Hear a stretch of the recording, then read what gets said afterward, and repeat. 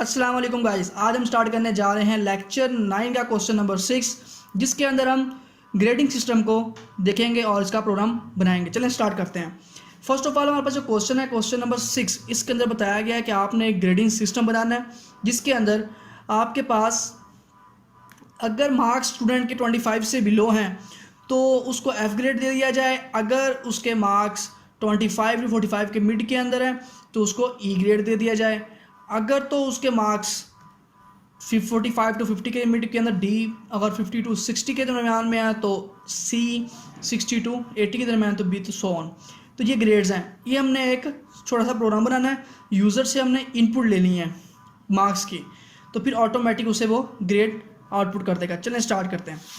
First of all अपना नेटबिन open करेंगे।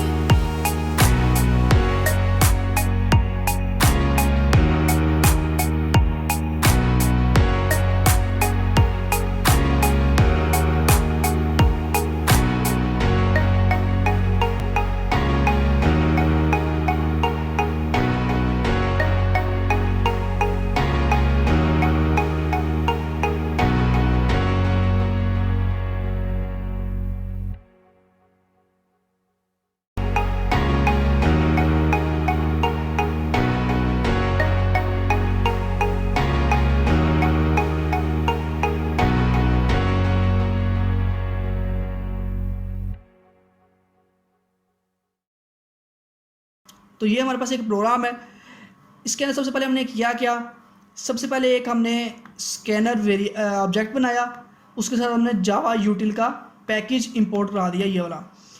फिर उसके बाद एक हमने आउटपुट ली एज ए स्ट्रिंग प्रिंट करवाई एंटर मार्क्स की। तो उसके बाद हमने इनपुट ली इंटीजर टाइप की, नेक्स्ट इन टाइप की इनपुट होगी। फिर हमने कंडीशन चेक की, अगर ए की वैल्यू 25 से ग्रेटर है तो उसे प्रिंट करवा दें। फेल, अगर ए की वैल्यू ग्रेटर दैन इक्वल 25 है और चीज़ है, ये एंड है, तो आपके पास क्या होगा, ए स्मॉलर देन 35 है तो ग्रेड ई प्रिंट करवा दें। तो इसी तरह तमाम कंडीशन लगती जा रही हैं, तो आपके पास पूरा प्रोग्राम इसी तरह ही किया हुआ है। तो ये इतना ही प्रोग्राम था। तो इसे आप अब रन करके चेक कर लें।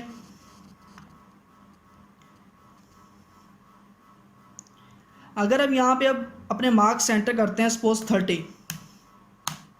चेक करें हमें ई ग्रेड दे रहा है, फिर अगेन रन करते हैं। अगेन रन करने के बाद हमें मार्क्स दे रहा है, हम 40 एंटर करते हैं, अब दे रहा है डी ग्रेड। सही है, तो अब आपने इसको करके देखना है, परफॉर्म करना है। तो आज के लिए इतना ही, अल्लाह हाफिज़।